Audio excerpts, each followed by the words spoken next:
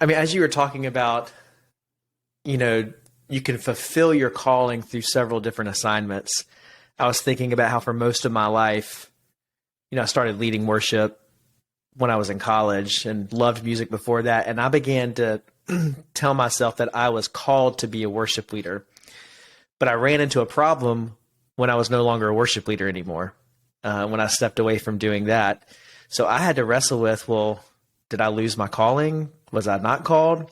And what I began to process through that whole journey was my calling was much deeper than just being a worship leader. The worship leader aspect of it was a specific assignment for a certain period of time that helped me live out my calling of being a pastor and to help people experience God.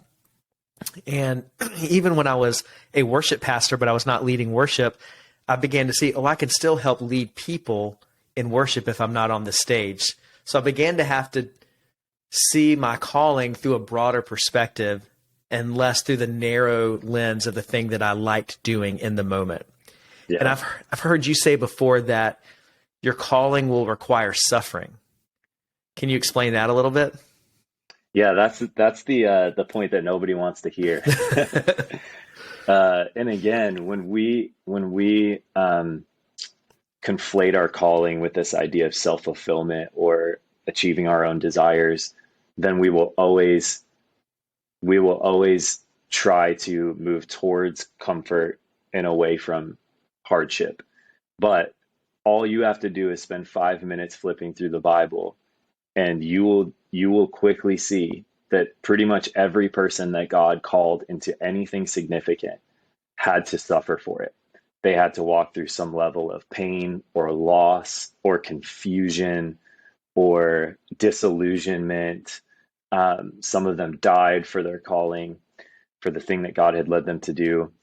And so when we read that, it shows us just how far we've often come when we think that pursuing my calling always means moving away from discomfort and moving into the thing that feels good. It's going to be hard. And that's another indicator, I would say, when you're trying to go through this process, this journey, and it is a process. We will spend the rest of our lives uncovering and clarifying, almost like an archaeologist slowly unearthing something that becomes clearer over time. That's what it feels like as we pursue our calling. And as you go through hard things, God maybe uses hardship more than anything else to reveal to us what he's trying to do in us and through us as well. Yeah. And I think one of the things that trips us up sometimes is when we get so focused on a certain destination. Like you said, I'm called to be a worship leader, or I'm called to plant my own church, or I'm called to start a business or something like that. And again, it's not bad to have goals. It's not bad to have aspirations or ambitions or anything like that. But the reality is, calling is more of a pursuit than a destination. Calling is more of a process of following God. And the reality is, I think God is a lot more concerned with who we're becoming in the process than with what we're accomplishing. Yeah. We tend to focus so much on the job that I want, the thing I want to achieve, all the things that I want to accomplish. And I think God is so much more concerned with what is the kind of person you're becoming along the way. Who are you becoming in the process? I 100% agree with that, because I think so often we chase the calling that we wish we had rather than actually carrying out the calling that we do have. And if you look in the New Testament, most of the times calling is mentioned, it's in the general calling that we have to follow Jesus. So, 2 Timothy 1:9 says he has saved us and called us to a holy life. 1 Corinthians 1:9 says, God is faithful who has called you into fellowship with the Son. So there's so much in the New Testament about being called to live like Christ, to love like Christ. And you can carry that into any situation that you find yourself in. Yet we so often want to escape. But a lot of times that's the hard thing. It's hard to live that way in your current job, your current circumstances. So we want to chase the thing that we think is easier, exactly like you're saying. But God wants to form something deeper and greater in us. Absolutely. So how do you then balance that? Because you and I have both said, it's not bad to have dreams. It's not bad to have desires. It's not bad to have aspirations to do a certain thing. Yet God might not have that thing for you. So how do you balance that tension of, well, God, do you just want me to be miserable? Or, help us Right. understand that. Yeah, I think it's a matter of order. I think it's a matter of which comes first. What's Hmm. the primary thing?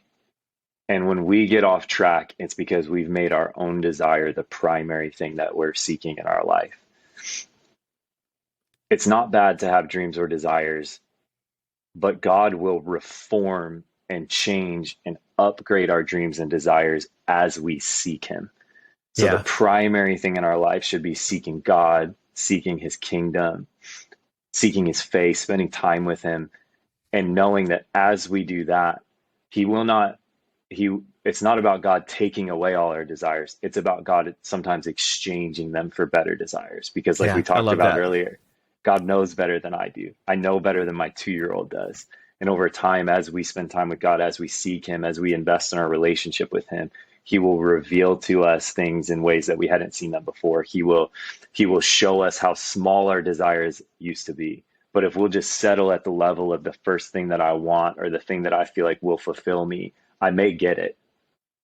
And that's the scary part is I may get it and I may get to that mountaintop and realize, wow, this didn't fulfill me like I thought it would. And that's when we have to go back to God and just ask Him, God, will you upgrade my desires? Will you reform my dreams so that they align with your purpose? One of my favorite scriptures that I always come back to in this subject of calling is Proverbs 19:21, which says, many are the plans in a person's heart, but it is the Lord's purpose that prevails. Many other plans in a person's heart, but it is the Lord's purpose that prevails. We will have our plans, and that's not bad. But at the end of the day, God's purpose is so much greater, and it will prevail. So our pursuit should be trying to align as much as possible our plans with the greater purpose that God has in mind for our life and for His creation.